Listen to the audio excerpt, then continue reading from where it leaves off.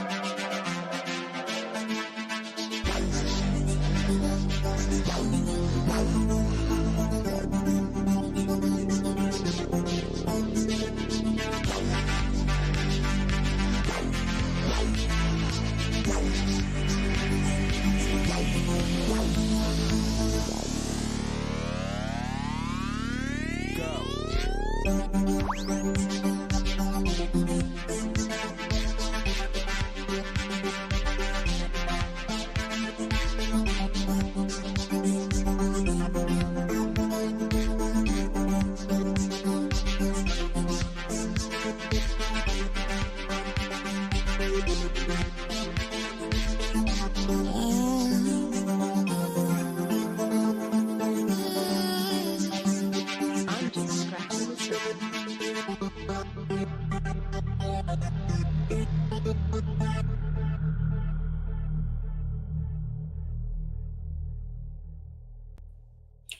Hello. Welcome to, well, I'll throw it out there, things you should probably know about.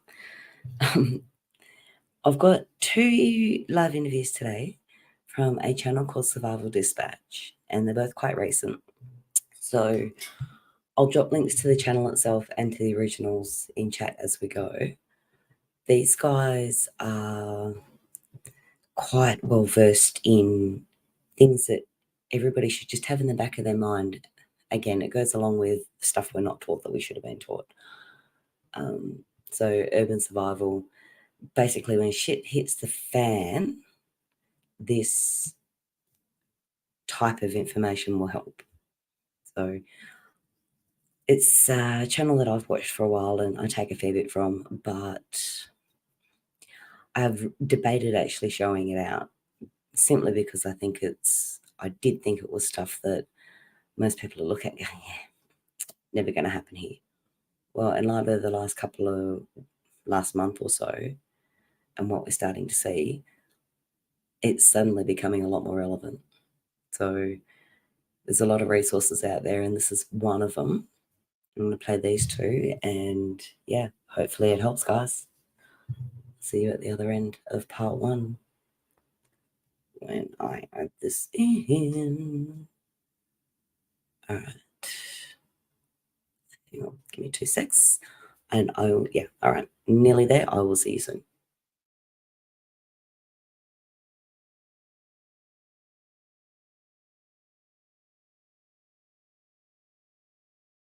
Of SDN was recorded on Monday, November 6, 2023. It's airing on Saturday, November 11, 2023. The focus of this discussion is avoiding mass gatherings of angry people or escaping a heated environment if you find yourself on the X in what the left refer to as a peaceful protest. That term has become a misnomer, which goes without saying. The video clip currently playing is from a pro-Hamas demonstration that occurred in New York City last night, where American flags were desecrated and the Palestinian flag was raised. This also happened during last weekend's demonstration at the White House that broke through the outer perimeter of security. Suffice it to say, we're going to see more demonstrations funded by the Soros Foundation. Anytime there's a large gathering of angry people, the probability of mob violence goes up dramatically. It's not a situation most people want to be caught in. Before we get to our discussion, here's a news clip from last night in New York City. Kristallnacht, America's young woke terror supporters are out in full force in New York tonight. The second night in a row. We're going to show you some video from last night's pro-Hamas, pro-Palestine rallies here as thousands reminded American Jews that they're not even safe in our most progressive city. Look at this video. Many offices actually closed today in anticipation of night 2 of what's happening in New York. Last night, thousands of radicals marched right through the streets of New York to the New York Times. Unafraid, emboldened in a country that consistently capitulates to their radical left ideology, they fear nothing. You see a cop car here spray painted with KKK, IDF, and Free Gaza. People who cheer on terrorism, calling the Jews and anyone who supports them KKK. And we're back with Keith Graves and Mike Sterling. The theme of today's episode is how to avoid getting on the X when a peaceful protest breaks out around you, or how to get off the X if you find yourself in that situation. Keith, let's start with you. The biggest thing is if you see a peaceful protest, you want to avoid it. You just want to leave. Every peaceful protest or every violent protest starts off peacefully. It takes a while for the cops to get there because the local agency is not going to be able to handle that riot unless you're in New York City. Okay. But even San Francisco, LA, Oakland, these bigger cities, they end up calling mutual aid. And what mutual aid is, you call one command, usually call the sheriff's department, and then they speed dial all these different agencies, and every agency has to give up a certain percentage of their cops to come help. And being in Alameda County, California, which is communist central, it's Oakland and Berkeley, to give our viewers an idea. I worked there for 30 years. And there was a big period of time where I didn't go there, but there at the beginning of my career, my end of my career, I was in Berkeley and Oakland a lot on mutual aid. It took us an hour driving red lights and sirens to get through the traffic, to meet up with what's called a pathfinder, who takes you to where you need to go control an intersection, a building, root out people, what have you. And that's not including certain agencies have consent decrees where they're not allowed to use tear gas. They're not allowed to use wooden dowels to disperse crowds, so that they have nothing to manage the crowd. So you have these issues. So if you are, let's say, out to dinner and all of a sudden you see the protest starting, you want to leave. It's not time like, hey, let's finish our dinner and then we'll pay the bill in a minute, finish our drink, and then leave. It's like, no, we're out now. It could be fine. It could not be. And many times you're like in a big riot and you see regular people in there and you're like, you don't want to be here? And they're like, no, come to me, and like you try and get them out and find a safe place for them to go. Tony Blauer frequently says, whether it's a hairy situation or not, that you have to have the courage to take action. So in other words, I still have half of a drink or some food here, but this riot's going on. You have to have the courage to say, I'll leave that food behind and I'm getting out of Dodge. But we should probably preface the rest of this conversation by saying the reason we're covering this topic is because of the pro-Hamas demonstrations that occurred this past weekend around the world. And we're back to the Soros Foundation essentially funding that stuff. Can you speak to that? When you mentioned something offline when you were asking what people's vocation was, got some interesting answers. So you'll make mass numbers of arrests. You've got all these people under arrest, and none of them are from the city that you're at. They're all brought in. We fill out an arrest report form, and in that arrest report form, it's your typical name, date of birth, that kind of information. But one of the questions on there is, what's your occupation? Every single time, it's professional protester. They admit, I'm a professional protester. That's my job. And then they go city to city. And I'll give you an example. Part of this too is you doing an area study, what's around you and what are the potential conflicts. So back in 2020, when we had all the George Floyd riots, I'm in Boise now. We knew that that BLM was trying to make an impact upon our city because they were collapsing every city around us, including Salt Lake City, which I did not think would have an issue. So when BLM came out, a bunch of us put out social media stuff saying, we've got to stop them. And so all the retired cops from California came out. I mean, we're talking hundreds. And they went back to their old jobs and they started doing counter surveillance, and they found buses of protesters coming in, notify the cops so the cops can go take them out. And it was basically like a force multiplier. And so what we ended up doing, it wasn't just us, it was patriots coming from all over the state. There was maybe 300 protesters, which could cause a lot of damage. There were well over 3,000 patriots there to just say, like, hey, you're not going to get away with anything. And it stopped any rioting from happening. If you're not fortunate enough to live in a community like that, and there's a reason why all these California cops are moving to this area, and it's for that reason, because we know it's less likely to happen. I've also been stuck in California where you can't leave. These professional protesters, just like they came to Boise, they're going to come to your area too. And if you're not in a position to stop them, then certainly you need to start thinking of how am I going to get out of this? Can I relocate temporarily until this blows over? I know me personally, I don't want to because I want to protect my house. So then you got to think to yourself, what am I going to do for my house? Because not everything is going to be deadly force. You have a crowd in front of your house, but can't necessarily shoot them. And a good example is in Florida, there was that couple where the protesters came to their house and they were standing out there with ARs, and then they got arrested for displaying a weapon. And I remember thinking to myself, I'm like, that's awesome that you're doing that, but you can't. There's no deadly force issue there. If you only had a pepper ball gun or bear spray or something else, and I brought that up before in another video I've done for you, where you have to have these less lethal options, this intermediary that you can push people back. And the minute you do that, they're going to stay away from you because they realize you fight back and they want to leave you alone. So there's a shameless plug. You can see the orange components behind me. That's a Byrna Mission 4 less lethal rifle that actually shoots CS rounds, pepper rounds, kinetic rounds. I took a kinetic round in the back. Was not the wisest decision I ever made. So today I have a Byrna coming to me now, and we're going to evaluate that and gas mask at the same time. We're going to do that over at Christian Warrior Training just to determine like what's a good intermediary, less lethal weapon. We are going to shoot somebody. It's probably going to be me. But here's the other thing. One of the things we talk about, you're stuck in this protest. You're not going to be able to shoot your way out. There's too many people. You're not going to dump 100 bodies. You don't have enough ammo for that.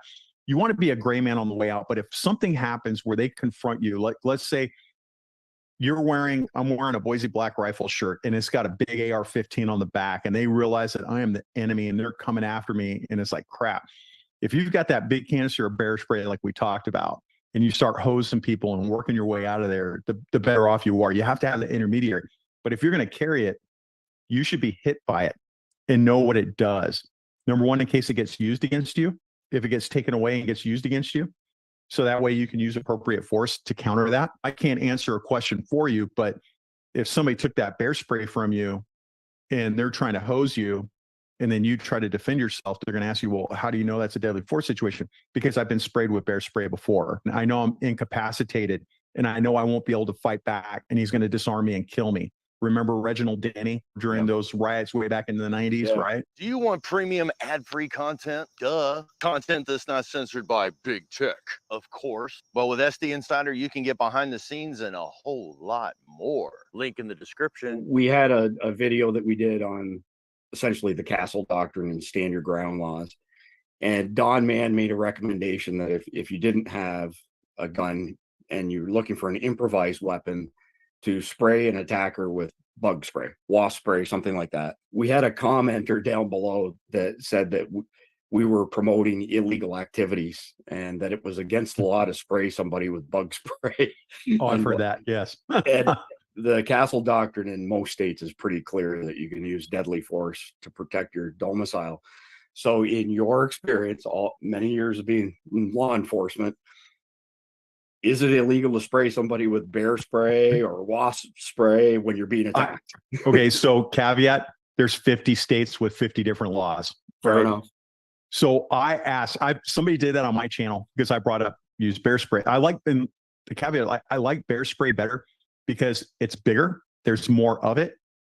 It's fairly the same concentration, right? It's not too far off. It's not that big of a deal. Okay. It goes farther. It's great. And somebody made the comment of like, you're promoting, this illegal activity. I'm like, that's awesome. I didn't know that. Can you let me know what the code section is, please?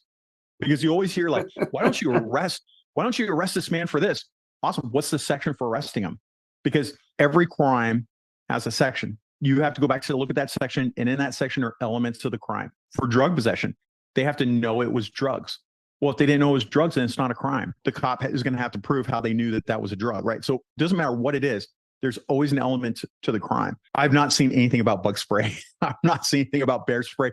Everybody keeps saying that. If you know what that specific section is, put it in the comments. I want to see what it is. Oh, yeah. Yeah. The funny thing was that this particular individual said it was a federal statute, but couldn't quote the federal statute. They go to, it's a federal statute that you can't do that. Okay, what's the section? Yeah. So now that we're kind of on this wavelength, Mike, I got a question for you. So you've been in some pretty hairy situations in the Middle East where you're vastly outnumbered, you're on the X. What's your advice to somebody who finds themselves on the X because they didn't see it coming? Just like Keith was talking about, this all goes back specifically to if you remember the discussion that we had a while back about when I was in New Orleans, needing to extract yourself from one of these situations at that point and basically doing a urban get out of Dodge bag. The first thing is try not to be seen. Blend as much as you can. And that's why I always carry in that bag, try to carry a black hoodie and a face mask.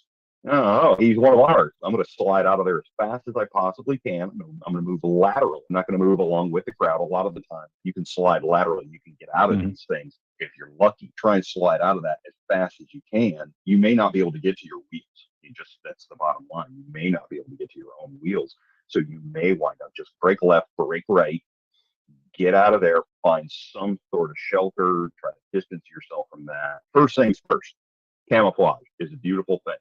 So in other words, wrap yourself in a Palestinian flag at this point in time. Hey, look, man, at that point, the police grenadier is going to aim for you, bro.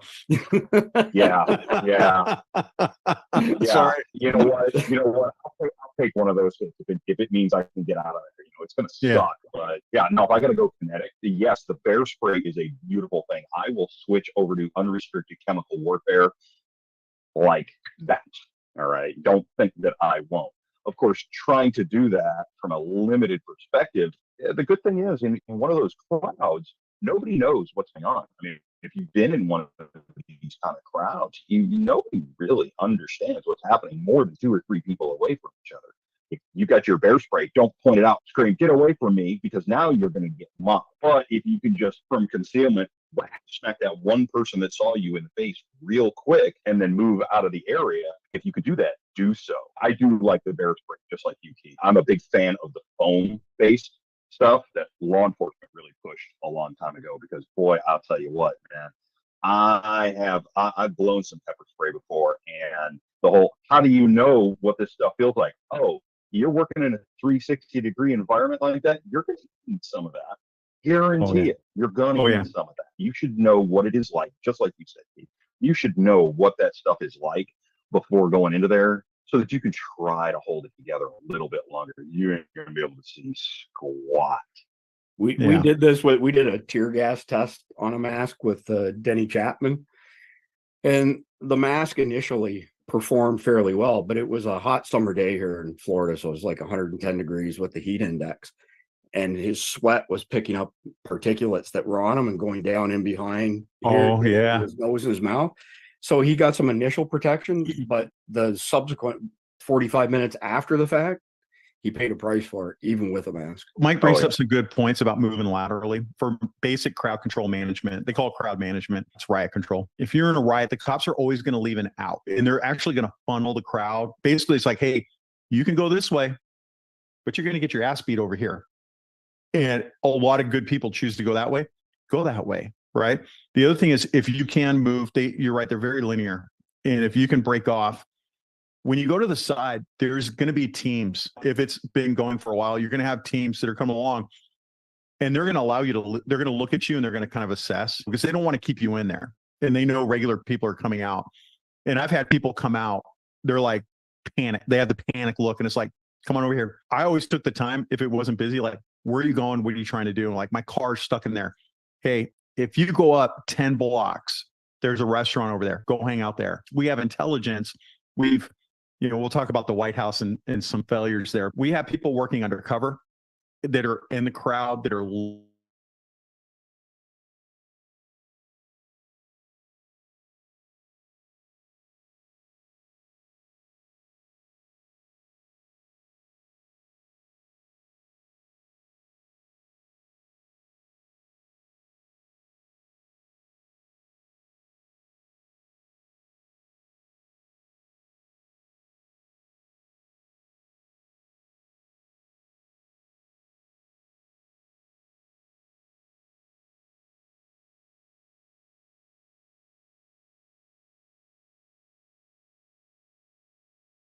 they're like, they're going to be like, well, Fuck you. And hands out. I've As had soon as enough you- today. As soon as you're approaching that line, Hey. flat hands out. And just go, hey, can I ask for some help? I want to get out of here and do that. I was just eating dinner down here.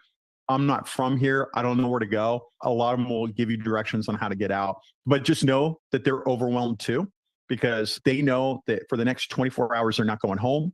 They may not have a change of clothes. They may not have had eaten for the last 12 hours. They may not have had water for the last 8 to 12 hours. They're hangry. They're thirsty. They probably got to pee. And Probably got and- slapped by a brick at some time in the last 12 hours. Well, and then you got to understand what's going on in that riot. People are throwing pee and poo bombs at you, right? You're also restricted. The cops are restricted more than you could ever imagine, man. I'll give you an example. What I got sent to Oakland because they were literally burning the city down. I mean, not burning the city, but they were like burning a car dealership and some other stuff. When I roll up, I got my team of guys and they go, hey, we need you to sign this form saying you're going to follow Oakland's use of force policy because the federal monitor, because they're under federal supervisorship, which does not go well. We need you to sign this form that says you're going to abide by our policies. No, I'm not going to. We're not going to abide by your policies. We have different policies. Our policies are realistic, which is why I work for them and not for you. And they're like, well, you won't be able to help us. And I'm like, well, that sucks for you. See you guys later. And we left. And it just went mayhem. And that's happening more and more. Like Portland, agencies have come out and said, we're not helping you anymore because you have let this get out of control. And you got to understand too, when you see that cop on the street, it's not his fault. It's the leadership's fault. It's the pansies running the show that have allowed this to go on and just make everything miserable and allow these bad things to happen. And people will go, why don't you arrest the chief? For what? Like, what's the section? There is no, I would love to. You think I wouldn't want to arrest the chief? I'd love to. That'd be great. What's the section? There's no crime that's been codified to be able to do that. Yeah, how about you go down to the DA's office and discuss it with them?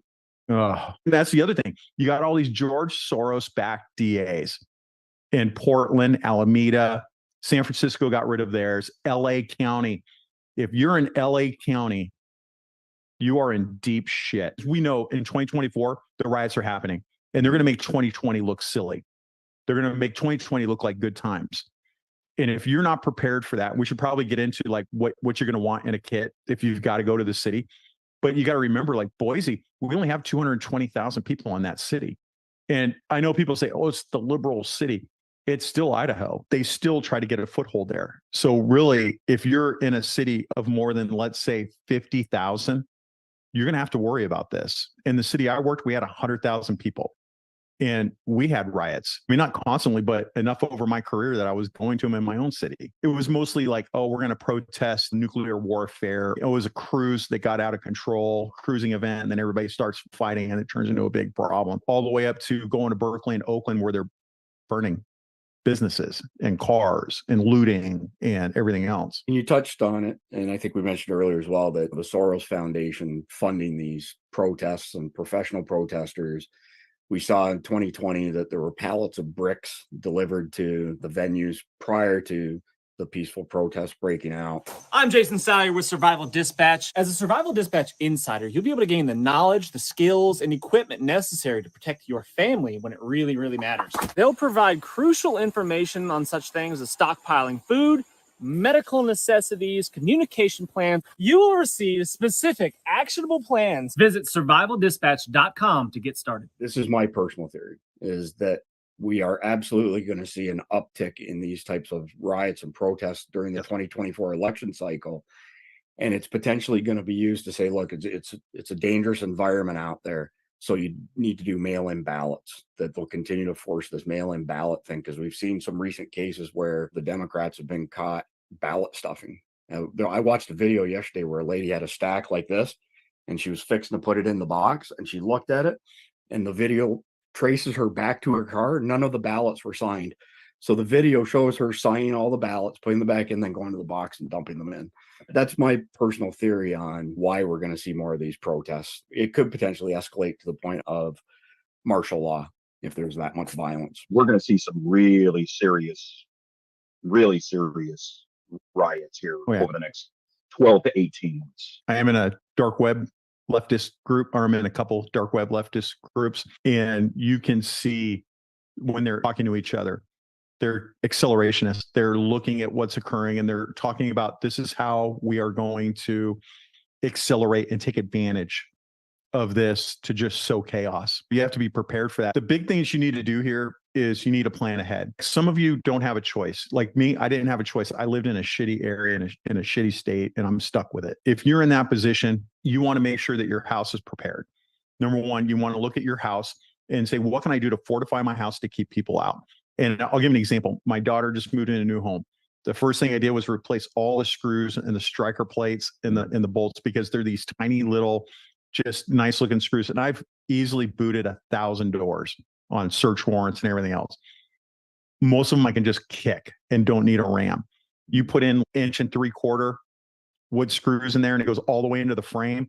Just little things like that keep people from getting in there. Putting in a pipe, galvanized pipe attached to the door into the frame so that the pipe is holding the door together. So if something happens, you can throw that in right away and nobody's going to kick your door in. Have that intermediary defensive device. I've used a pepper ball gun before. I like it better than pepper spray. I like it better than bear spray because a lot of people think they're actually being shot. It hurts. And sometimes you got to deliver that pain in addition to making it so they can't see you, to make them realize I need to stay away from you. And it's kind of kill one, terrorize 1,000. Take one out, cause a lot of pain, create some gas in the area. Those work wonderfully well. And that works good till it becomes a deadly force situation. Then you can switch and just go back and forth. If you're mobile and you have to go to the city, Mike hit on it, having a go bag with something in it. I recommend that you start carrying a gas mask in your kit. We're going to do a review. We got a couple gas masks coming from different places. We're going to go test them out in a gas environment. I suggest that you have that gas mask with you. Do you absolutely need it? If you can afford it, it's a nice to have. It's just nice to have it. If you don't have it, it's okay. You can get through it. Tear gas is no big deal. We just found out that me and Mike were in the same battalion in the same year way back in the day. One of the great things about the military is doing CS gas chamber training. You realize it's no big deal. And as you become an older soldier and been around this stuff, you realize that you can stand there, not all day, but you can deal with it because you know what's coming and you can fight through it. You may not be able to see real well, but you'll deal with it. At a certain point, I wound up certifying as a technical escort specialist, was on the emergency response group. I spent a lot of time as a hazardous material technician, full 80-hour course, way more than anybody ever wanted. But one thing that I would definitely say, when we're just talking irritants, okay, and irritants they're the bottom on this kind of stuff. They're pretty easy to go with. Your mask doesn't need to be superior. It's not like you're working against a nerve agent or something like that. Full face mask is the thing, because you got to remember the irritants are not just going to be an inhalation problem. You get that in your eyes, man, I'll tell you what, your tear ducts are going to open up full open, and they are just going to go ahead and run continuously. And man, that makes it really difficult to see. Full face mask on that respirator is a big thing.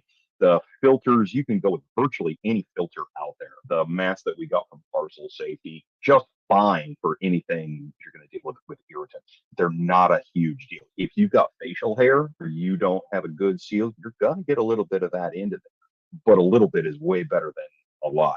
Just on an improvised basis, as long as you're not catching it full in the face, even just a regular N95 mask. I've seen N95 masks with a pair of swim goggles work. Yeah. Okay. It doesn't work good. It definitely does not work good, but it does work. I'm not saying you should use that. Okay. But you can get some pretty small masks. And even if you have to do a half face respirator with goggles of some kind, do it, just not vented goggles. Now they're going to fog up on you quick, fast, and in a hurry. And anybody that thinks, oh, I'm just going to go ahead and I'm going to take that, I'm going to put it in my bag, I'll be able to just do everything that I need to do with it when it's in there. I strongly suggest, if you're going to have a mask of any kind and you intend to use it at any time, you need to put that mask on or whatever it is that you're going to use. And you need to go out, you need to do some nice stringent cardio with that thing on and see just how bad your cardio is, because I'll tell you what, it is going to show you very quickly just how bad your cardio is. Believe me, I know. It's always fun to run on the street with a gas mask. I love doing that. I used to go for like a 1 mile run every time just with my mask to punish myself back when I was a healthier man. And the looks you get are hilarious. You're right though. Hit the treadmill. The other thing is if money is an issue and you can't afford, look at Avon mask, Mira Safety, something like that. You're looking at like $250, $300. If you can't afford that, go on Amazon and MSA full face respirator with P100 filters and you will be golden. Yeah. It's going to handle And everything you MSA wanna is the do. standard. I love MSA masks. I'll tell you Same. what, that's all I use for my crews. That's all we've got. MSA masks across where and predominantly we use the Millennium series because a mountain of those things were produced and pushed out, and I got a bunch of them super cheap. And man, it's a good mask. I strongly recommend it. And the big thing that I really recommend, if you're going to buy a mask, don't buy a mask with little eye holes. Don't do it. I have an MSA like you're talking about. I remember I left it in the garage. I wish I had it here. No, I love them. I love them. Full face piece mask. Yeah. Because you don't know if you're going to have nice little issues with claustrophobia in a mask Oh, until yeah. you know. And boy, I'll tell you what, mask claustrophobia only normally comes out when your heart rate's elevated and you're sucking wind and you're trying to do everything you can to struggle for breath. And now you get claustrophobic in that mask. And boy, I'll tell you what, mask claustrophobia is a wonderful thing to watch. So if you've got a full face mask, mask claustrophobia is way, way less of an issue than if you're looking through these nice little Russian ice outserts. Yep. Just these little itty bitty tiny peepholes in your surplus Yugoslavian or Czech mask from the 1960s, or God help you, you've got a pull-on, one of those rubber pull-on things. Those things are awful, man. Steer clear of those things. Yeah, don't do surplus. Don't do any surplus mask. I'm looking at Amazon right now. You can go online at Amazon and get a decent MSA mask with filters for $80. And the other thing too, is you were mentioning the Millennium mask. The other thing that we didn't realize, the seals were breaking on those masks. The seals were breaking around the eyepiece to the mask. So you have to inspect your mask all the time. And I'll never forget, we were in a hostage situation. And it was the first time I'd ever been in a home where we delivered gas. Normally you're on the outside, you deliver gas, but we done limited penetration to rescue somebody. And now the suspect was barricaded inside of his house. And we're like, we're not going to lose the ground that we gained. So let's just start gassing them, bring them downstairs, and we'll hook them up. Totally impressive to see the gas go through the house. It's like, man, I haven't seen that yet. That's badass, right? That's intimidating me, and I'm wearing a mask, right? You guys just open air below it, or did you No. We 37 millimeter, launch the rounds in, and then it disperses inside. Sure enough, a couple of my guys on either side start, and I'm like, was your filters bad? And like, we couldn't figure out what was wrong. Well, it turns out the seals were breaking, and they didn't remember when you put your mask on, blow out, and then cover your air filters up and then breathe in. And if you can't get any air in, then it's secure. Well, if you haven't been in the military, you don't know to do that. And so they didn't do that. And there was a tiny leak, and they fought through it. They just dealt with it. But it sucked taking some armed man into custody while you're like drooling in your mask. The biggest reason behind all of that is that they're storing their masks in their car. Yes. With no maintenance being performed. Yep. At the bare minimum, annual maintenance. Yes. You need to look at that. Now, the newer masks, their breakdown for heat and stuff like that is going to be way, way lower. Especially MSAs are real big on the silicones. And the silicones do not break down hardly at all. We're dealing with stuff that is way, way, way worse. Yeah. Having a mask is a great thing in one of these situations. Are you going to be able to employ it rapidly? You never know. Now, if you live in that area and you start lining up with a lot of people in that area, if you're stuck there, man, I'm telling you what, I'm putting my mask on. I've trained with my mask just like you have. Now I've got my mask on and I'm ready to go to unrestricted chemical warfare, quick, fast, and in a hurry. Don't think that I'm not going to break the Geneva suggestions, quick, fast, and in a hurry. Back to your point, Mike, with regards to people's conditioning level, one of our viewers sent an email to our support address, I think it was last week, and it's somebody who delivers training for this type of stuff, and said that basically people who got that claustrophobia that you're describing, they were measuring their pulse ox values and their O2 plummeted so much that they didn't black out, but they went to condition black, Jeff Cooper's condition black. So they basically Yep. panicked and froze Yep. dead in their tracks. They Absolutely. weren't getting enough oxygen because of this claustrophobia that you described. Absolutely. Interesting story for the EOD community. That was always the number one test for us, was the TAP suit test. And the old M3 TAP suit, it was just absolutely awful. Chris, I'll send you a picture of that stupid thing. The big problem is it's a 35-pound butyl rubber suit that other people have to get you into. You cannot get yourself out of it. You can't even pull your own mask off once you're into it. Oh, that thing is evil. Nothing was going to get in on you. I mean, I guarantee you that. I actually stood ankle deep in a pool of mustard gas with that thing and really had no serious worries about it at all. So that was the very first test that we would do, because not only can you not breathe, but now you can't get out.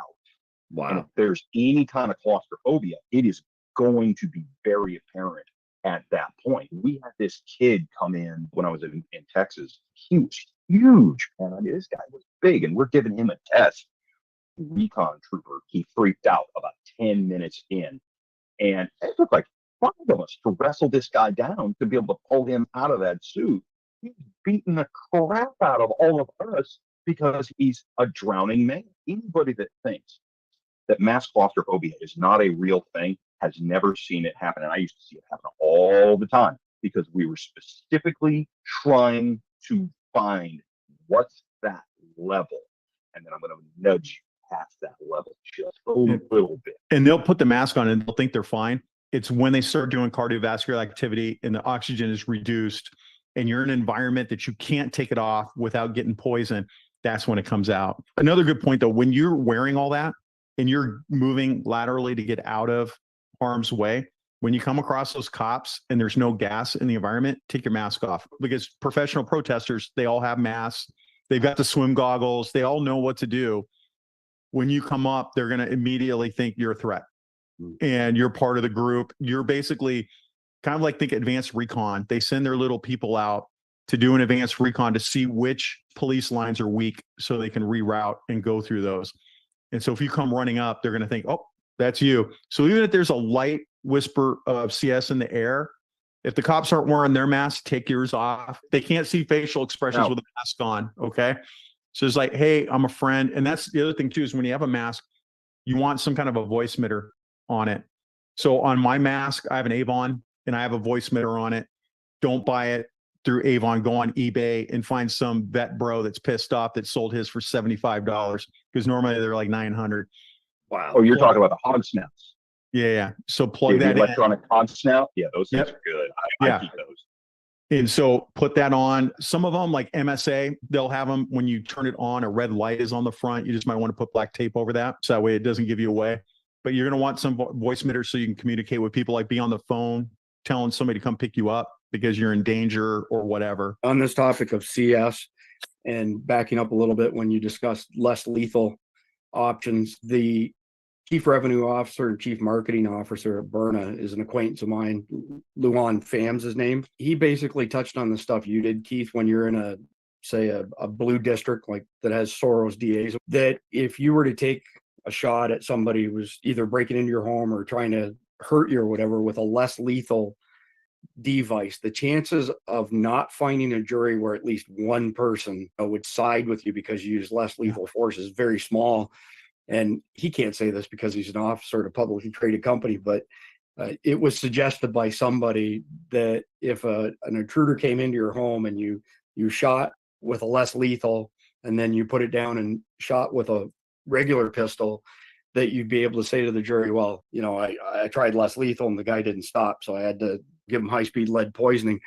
I pondered that. And again, I'm not an attorney and I'm not giving anybody advice, and I don't work for Byrna, but I think you do it the other way, is save your life first with a real pistol and then shoot a less lethal and say, hey man, Dr. Jennifer Stanton said, don't ever have cameras in your house for that very reason. It also comes down to situational. We don't live in an urban environment. We live out of the country. If I get 3 guys coming through my front door, they're there for a purpose. They're there for a reason. You don't just stumble across mine. Those folks are getting ready to take a dirt nap. I want you to think back to the Florida couple with the gun. Their AR-15, one has a pistol, and they're standing out front, and it's just like, stay away. I agree with what they're doing. I would never find them guilty. But the minute I saw that, I'm like, oh, they're going to get done. Even if the cop, I think that was the McCloskeys, and that was outside of St. Louis. Oh, that's right. It wasn't Florida. My bad. Let me back up just for a minute. The other thing we should talk about is sustainment, because if you're stuck in that riot and there's no way for you to get out, one good option is to get into an office building or something like that and then work your way up. Protesters are inherently lazy. They're going to go into the ground floor, do whatever they're going to do, and they're not going to move up. And I'll give you a perfect example. My wife and I were at a Boise State game. The bathrooms on the bottom floor of the student union building are just wiped out. No toilet paper. It's just all dirty and nasty. And I'm like, hon, people are lazy. Let's go to the second floor. We literally walked up the stairs. Every bathroom's clean. There's nobody around. People are lazy. Move your way up. Go park yourself, and you're going to wait. If I had advanced warning of going to some kind of a riot, protest, whatever, I had a 3-day bag. And I actually learned it from the Seattle guys from, I think it was the WTO conference, where they just got hammered. I have a change of clothes. I have a ton of water. I've got a bunch of power bars. And then I've got baby wipes, which baby wipes are like the best thing ever to clean yourself up. Right. And then I had that in a pack, and I kept it wherever our staging area was. So your staging area could be your vehicle. So let's say you get to your vehicle and you realize we're not leaving because we can't drive out of here. We're stuck. Let's say you live 40 miles away or whatever.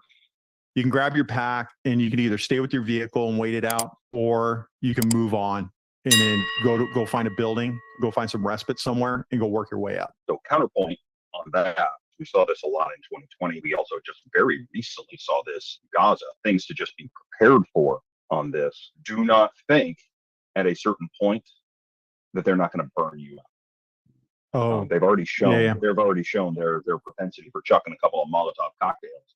If they can't get into the place that you're in, they'll set it on fire. And they've shown a propensity for doing this repeatedly. Yeah. I'm going off my experience with actually being in riots.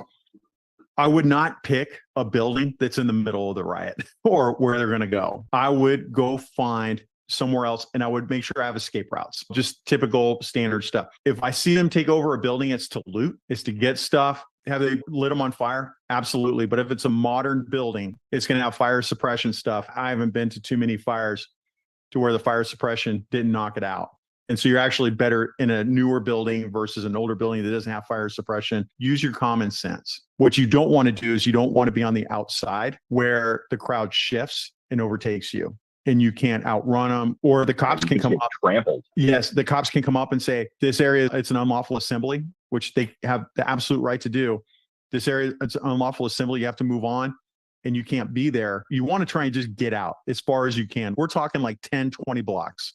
Move, start going, and then go find a safe place. And then ask the cops when you see them, do you think they're going to come this way? Am I safe here? And they will more than likely give you an honest answer. I think the only counterpoint that I've got to all that, since Mike raised the word counterpoint, is that you're suggesting to move higher in the building. I think Bruce Willis would disagree with you. Keep your shoes on. Yeah. The only reason why I say higher, it's counter to fire and maneuver. We're thinking deadly force, fire and maneuver, stay on the ground. Don't hunker down. If you're sitting somewhere, you should be reloading. If you're moving, you should be shooting. We're talking about something totally different. There's no lethal force that you can do here. This is all less lethal stuff. If you shoot somebody, guaranteed the city you're in, they're going to prosecute you. More than likely, you're in a George Soros DA controlled city. Don't think that the rules that apply to you where I'm at in Boise in Ada County, I know that I'm good to go to protect myself.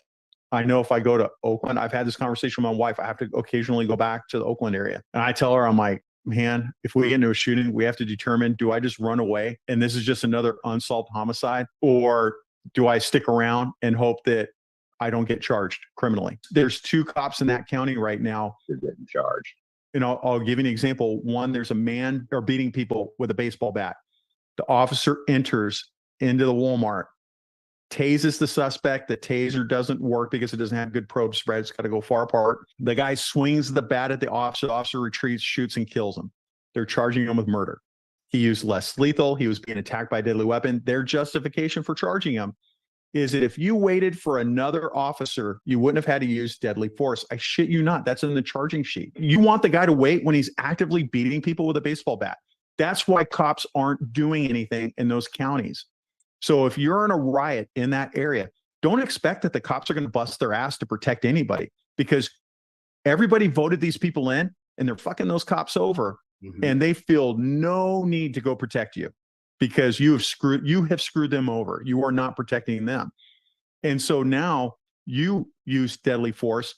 What do you think they're going to do to you? On me, wearing my Boise Black Rifle shirt, and I'm a white guy, and I just shot a protester. What do you think they're going to do to me? They're going to treat you just like the cops, and they're going to charge you. And so you really have to. You're obviously a white supremacist. Just look at you. Oh, bald, man. Bald white guys are always white supremacists, right? And you're from Idaho. Yeah, exactly. Yeah, I know that's the other bad thing, right?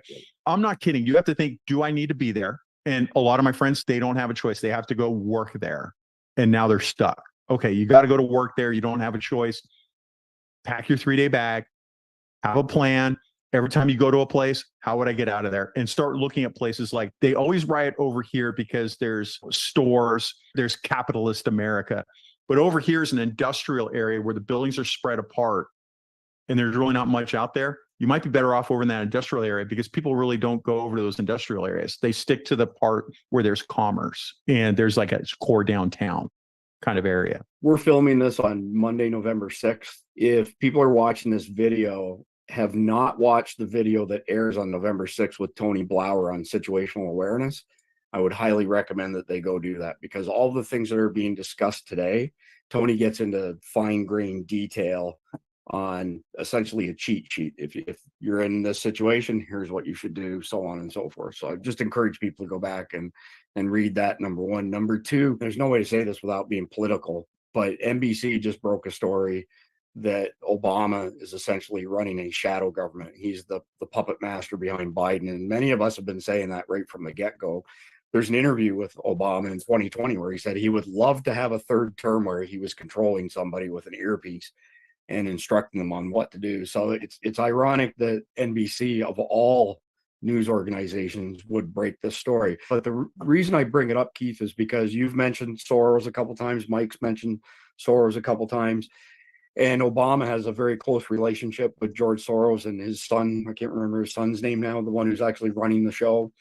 And this is just my personal opinion, but if I look at what happened over the course of the weekend, 300,000 people, protesting at the White House. You have these protests around the world. There was one in Germany where they interviewed some immigrants, whatever you want to call them, and they basically said, we're going to take over Germany. We're going to throw the German constitution out, and we're going to institute Sharia law.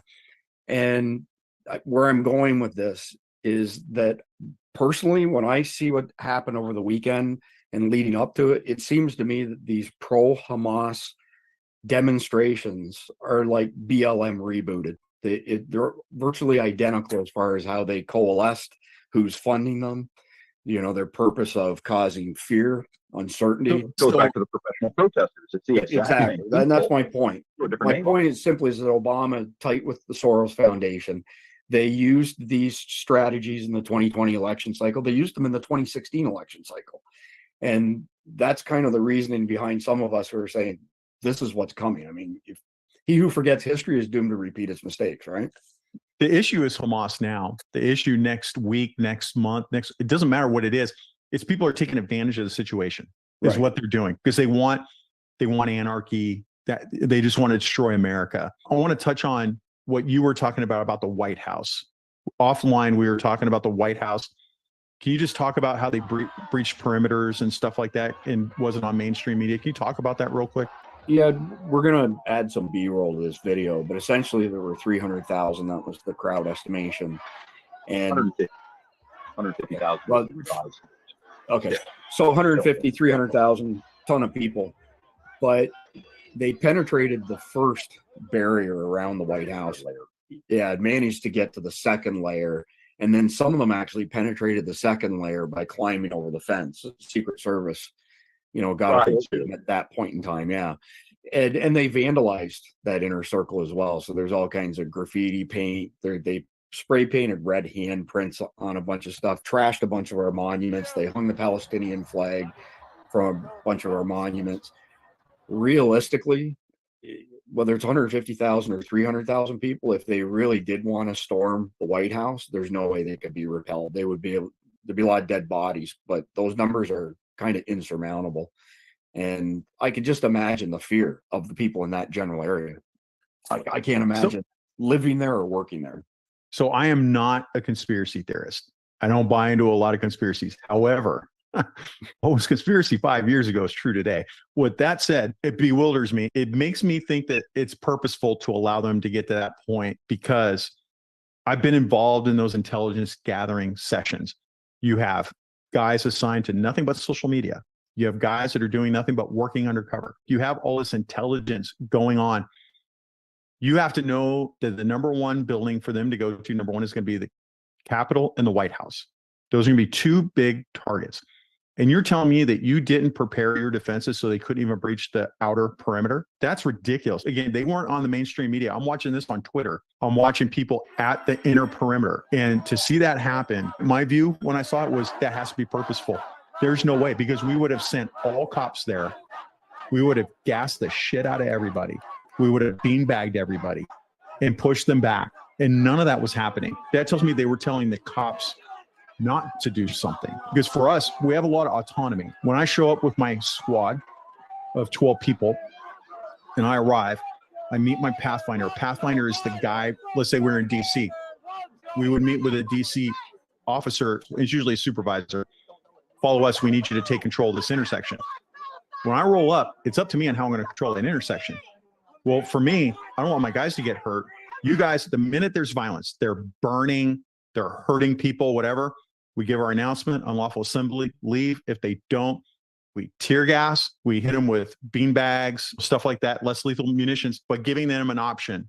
You can stay and get pummeled or go out that direction, which leaves you to an area where you can now get on mass transit and get out. And that's it. So if I'm a team leader and I'm finding out they're breaching the perimeter of the White House, I'm deploying gas. I'm starting to put stuff out so they can go lateral. I've been there. I've been in the White House. There's different ways to go. I would push them out. For that to not happen, some commander told them not to do that. Why would you do that? That doesn't make sense to me. And now you're the poor citizen. You're there with your family visiting the White House because you're doing the great American vacation. And you're there with your kids, which I've been there with my kids. I've been inside the White House with my kids. I'm standing there and all of a sudden it approaches because I'm not watching the news. I don't know what's going on in DC. I don't care. I'm just enjoying my vacation. And now there's 150,000 people about to breach this. You better start moving, man, because they're kind of screwing the regular people that are there too, because all that is to protect the regular people that are there too. It's not just the occupants inside. It's all the visitors and everybody else.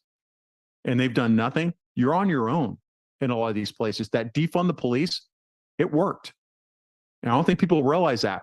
And so you need to take charge of your own security and realize I need to get out of here and start moving laterally and move out. The mayor of DC, I haven't heard her comments on this past weekend, Miriam Bowser, but she was front of the line to defund the police. And now I saw, I don't know, maybe a week ago, she was complaining that they can't recruit enough police officers and how they have this massive shortfall. I don't remember the exact numbers, but I want to say that they're somewhere around, need an additional 1,200 police officers to hit their quota of where they should be. But they created the situation themselves. I'm convinced now that mainstream media is covering things like Obama being involved, I'm absolutely convinced that because they were unsuccessful in recent attempts to scare the shit out of people to go get another shot, which they were trying to reboot the whole, whatever you want to call it, and then use that as justification for another mail-in federal election where they gamed the system last time around.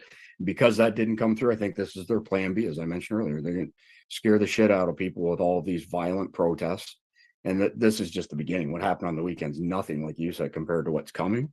But it's justification for mail-in voting and or martial law. Don't be scared. We know it's coming. Don't let it alter your life too much. I have to go to a major metropolitan area next week. I'm not looking forward to it. I know it's one of the cities that's on the list that has Hezbollah sleeper cells in it. I've been to this city multiple times, but I have to go because I have to teach at a law enforcement conference. So when I go, I'm going to have my active shooter kit with me, but I'm also going to have crowd control stuff with me. And my whole plan is just to be able to either deal with an active shooter or deal with if I'm stuck in a riot control area. The other thing to remember, you talked about defining the police and lack of cops. I teach cops every week. Every week I'm doing some law enforcement class. When I'm doing that class, I routinely ask people, what's your staffing? Where are you at? The highest is 75% Wow. staffing. The average is right around 50 to 65. That means you have no investigators, no undercover unit, no traffic unit. You basically have people on patrol only responding to 911 calls. And you really don't have much room for anything else. So when a riot pops off, there's not enough cops. The people they are hiring, so I'm retired. Most of my friends that are leaving police work are doing background investigations. And so their only job is to do it, and the backgrounds are pretty intense. The background investigations, the people are passing that would not have passed 10 years ago because they're lowering standards. And it's become a self-fulfilled prophecy of the police are bad. Look, man, I don't believe the police were bad. I think there were certain bad police departments, but as a whole, policing wasn't bad. It is going to become bad because you're hiring people that are going to cause chaos. A lot of my friends are stuck. I can see it in the class when I show up. I see like the OGs, the old school guys. I'm like, yeah, those guys are good. And I see these new breed. They make me a little nervous. There's some really good ones in there, but there's also some really bad ones that I can see. And ultimately, I mean, if you want to know my deep conspiracy on this, I think the whole reason behind the defund the police is because they want to have a federal police force, which would be bad for America because Obama has said he wants a federal police force. A lot of Democrats have said that. That's the only way we can reform the police is by having a federal police force. Well, then guess what? For gun rights, anything like that, if like my sheriff, like I live in a sanctuary city for 2A. Okay. So okay, cool. So they like legit, it's like, they don't like it's hilarious. It's a free for all for guns. It's awesome. I love it. A federal police force can come in. They can pick 12 guys from the East Coast, bring them in, and now enforce those laws. And that's why you don't want that. But I'm kind of getting deep into the weeds, but I'm trying to let you know that if you're stuck in a riotous situation, don't count on anybody to come help you. You need to help yourself and have all the tips that we gave you. Put all that to heart. And a lot of people don't prep for that. You need to prep for that. I would also go back to Mike's point when he was discussing the masks and physical conditioning. We try not to harp on, that topic too much, but the fact remains that whether it's a riot situation or not, when SHTF happens, the vast majority of people are not in good health. They won't survive. No. End of story. They won't. It's the most important prep, but it's also the most neglected prep. Yeah. It doesn't do you any good trying to protect your house if you stroke out in the first 5 minutes. Or we've discussed it before, like the shooting at the Texas State Fair where they got their cotton candy in one hand and their coke in the other hand. Yeah. Looking over their shoulder as there's live fire. I mean, just not thinking, not in good shape. And $9 for this coke. Yeah, It's funny. Like I mentioned in a prior video, humans are the only animal on earth that don't flee when it senses danger. And it's like what Mike said, I paid $9 for this coke. I'm not going to run you. I'm going to enjoy it. And it's like, it doesn't work that way, man. It's time to take off. It's back to Tony Blauer's thing. You got to have the courage to take action in everything. Yeah. He makes some great examples. You want to date a girl? Well, you have to have the courage to ask her out on a date. You want to survive an active shooter situation? Then you have to have the courage to seek cover and not just cower in fear, sort of thing. Like the shooting you mentioned at the mosque in New Zealand, where they just piled up in a corner, and it was figuratively the epitome of shooting fish in a barrel. You saw the video, right? I did, yeah. Oh, that's horrible to watch. It's hard to comprehend. Or are you going to have the courage to march to the sound of the gun? No problem, man. When I hear that, I'd be like, ooh, I've trained my whole life for this. Let's go. Right? Remember, lives are expensive, but press checks are free. One of the things that you might want to do, one of the things I do with my church, and one of the things we're trying to do at Christian Warrior Training is try to help people, and we're doing free training. We're not charging anybody for any of this. We want it all for free because we want, even if you're not Christian, head over there to courses.christianwarriortraining.com and go take those courses. They're free. I'm not charging anything for it. One thing we're trying to figure out is how to get people to do stress inoculation. So we're working on a course right now to teach you how to do your own stress inoculation training, because if you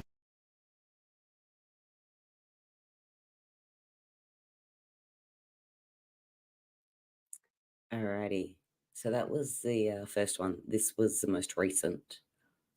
Now, the one that they mentioned earlier on is what I'm going to show next. Here we go.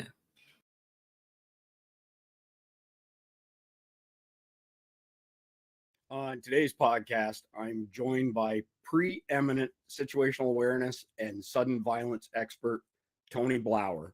We're going to be going through his system that allows you to improve your situational awareness and the decisions you make when you're confronted by sudden violence. I'm going to put an infographic up, and I'm also going to put a link to it down below in the description. You may want to go and download that infographic before you watch the balance of this video, because the video explains how we got to this infographic, how we got to the flow chart of the decisions, the stimuli, input, whatever you want to call it, and how that accelerates or improves your ability to be situationally aware and manage sudden violence when it happens and protect yourself. Good to see you again, Tony. Hey, Chris, how you doing? Doing good. I appreciate you coming back. We've had a bunch of polls that we've run with our audience, and one thing in particular keeps coming in at the top of their list, and that's being situationally aware, looking for tips, tangible things that they can do to increase their situational awareness. And a comment that we routinely hear is people say, well, I went and watched this video, not necessarily one of ours, and the guy kept saying, have your head on a swivel, but I don't know what that means, or I don't know how to get myself to that level of awareness. So that's why we asked you to come back on the podcast, because this is in your wheelhouse. So what are some tangible things that our viewers can do to level up their situational awareness game? Sure. It's a great question, and it's a real problem. We have a maxim goes, no awareness, no chance. No awareness, no chance, right? So if you don't see it coming, you're going to get hit, whatever it is. And remember, like, situational awareness applies to relationships, finances, and violence. A lot of people, like on your show, they're probably thinking in terms of managing violence, but if your relationship goes sideways, a year later, you're like, oh, I see what happened there. You don't lose your money overnight unless it's a stock market crash. But this stuff requires, all of this stuff requires kind of tracking the inputs and the stimuli that give us this information. And that's what experts mean by head on a swivel. But I just wanted to share that kind of like metaphysical, this language applies to everything. And you make an interesting point that nobody else has raised, in that our discussion on situational awareness on survival dispatch has really been around shit's hitting the fan, and you hopefully saw it coming in advance because you were aware. It didn't completely catch you by surprise, but I hadn't really thought of in terms of being aware of your surroundings at all time. Relationships, kind of sales 101 thing, right? When you're trying to sell something to somebody, if their body language goes like this, you need to be aware of that, because whatever you're saying is not resonating. But if they sit like this, clearly what you're saying is resonating. So that's good. You balanced the conversation. You brought it back. Yeah. To awareness all the time. So everything in our system is holistic and should apply to everything if it can. And I'm going to share what we call the 4 stages to action. At the end of the day, everyone needs to take action. If you want to date somebody, you need to have the courage to take action. If you want to divorce somebody, you need to have the courage to take action. If you want to start your own business, you need to have the courage to take action. If you want to quit a job, you need to have the courage to take action. If you see something wrong, you want the courage to take action. And sometimes in a violent encounter, of course, we know there's get the hell out of there, there's barricade, there's maybe charge the threat. All 3 choices, believe it or not, require the courage to take action. When you look at a very specific violent encounter, and you could look at any recent active shooter event, sudden violence, there are people standing around filming, there are people standing around with deer in the headlights, there are people running. And if you look at the people running, they're not running tactically, and it has nothing to do with their physical fitness. They're running scared. They don't know where they're going or what they're doing. These 4 stages, I'll name them right now. Number 1, you need to have a functional situational awareness program. What does that mean? That means it can't be convoluted. It can't be highfalutin, meaning it's got to be something that you can process reasonably easily and for you based on where you are. I think sometimes some experts make things so scary and so specific that you're like, I don't even want to go out. How am I going to remember all that? I got to sit here. I got to look this. I got to do that. You know what? I'm just door dashing and I'm never leaving my house, right? And that's not what we don't want to do. We want to live. So I always talk about situational awareness as a conscious cognitive skill. So whatever I need to be aware of, I need to first have studied that. And there's, again, a lot of the experts that you've had on your shows have wonderful tips and insights. The intellectual capital of them is insane, right? The wealth of their experience. So everyone should listen and learn those tips, but then go out and enjoy yourself. And what I mean by this is this, I always share this. Every victim of violence who lived to tell the tale said they had a bad feeling before their attack. I'll say that again. Everyone listen to this. I've been studying violence, fear, and aggression for 40 plus years. Every victim of violence who lived to tell the tale said they had a bad feeling before the attack. That means our survival radar sent a message. Now, how did those same people get attacked if they had the radar blip going, there's something wrong with this guy, or there's somebody following me, or there's something in the house they didn't have the courage to act on the information. And this can be chalked up to, I mean, a number of things, but mostly cognitive dissonance. Most good people don't want bad things to happen. So if I say to you, Chris, I got bad news. I think a good friend of yours is stealing from the company. You're not going to go, you know what, I think you're right. You're going to go, that's bullshit. That's impossible. I've known this guy forever. Your brain first fixes it.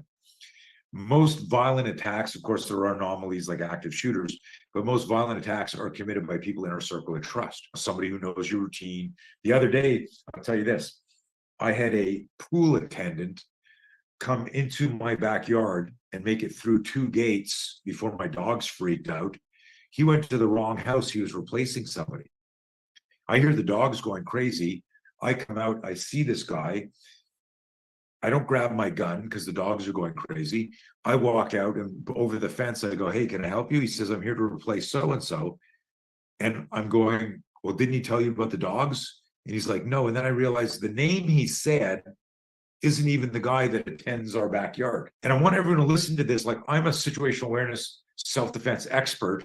And had that been a setup, I was like so vulnerable right there, because in the moment takes us over. Unless I hired you, Chris, hey, I need you with your M4 to stand in my backyard and nobody gets through unless their name's on the list. Then you're like, dude, what's your name? Get back. So unless somebody's your bodyguard, but all of us, we're human. And so I always say the 4 stages to taking action are, I need to have a functional situational awareness system. The most important thing next are these next 2 stages. I need to recognize what my survival system's telling me, even if it's a false read, even if I need to check it out and I go, holy shit, I thought that was real. Turns out it wasn't. So we will get a fear spike when we perceive danger. So stage 2 in the steps to take action during a dangerous, violent encounter is recognizing the fear spike. That's the body, the central nervous system saying something's wrong. And I want everyone to tie this to every victim of violence who lived to tell the tale said they had a bad feeling. That's the central nervous system, instincts and intuition saying there's something off here. At that moment, catch yourself trying to say it's okay. It must be firecrackers. It's okay. That wouldn't happen in this nice neighborhood. It's okay. They wouldn't do that. So the next stage is fear management. So it goes situational awareness, fear spike, fear management. I need to manage the fear. And then the last stage is functional movement. And why I don't say sweep the leg or draw the gun or barricade is I wanted to create a system that everybody could use very easily, where their instincts, their intuition, and their intelligence helps them create the solution. So this is the same 4 stages that you would need to save your property or your family in a fire. This is the same. Go ahead. Well, recap it again for me. I'm just making notes, so I've got something to look at here, and I don't have the advantage of our viewers will be able to pause, rewind, all that kind of stuff. So the 4 components are. So it's situational awareness, fear spike, fear management, functional movement. You want premium ad-free content? Duh. Content that's not censored by big tech, of course. Well, with SD Insider, you can get behind the scenes and a whole lot more. Link in the description. For posterity's sake, people go and watch videos, and expert says, have your head on a swivel. Invariably, you read the comments, and people are like, I didn't get anything from this. I don't know how to improve my situational awareness. So let's just talk step number one and dive into each of these 4 steps. Yep. How does Ready to go. one I got it. acquire a Yeah. functional situational awareness system? How do you get to that point? I know how I got there. Yeah. I got assaulted. You know, I got hit over the head with pool cues That's and one way. bar stools. So it forced me to become aware. But how do you do it without getting beat up in the first place? To develop better and more effective situational awareness, first of all, you have to identify the scenario. We talked at the beginning of the show how this is holistic and can apply to anything else.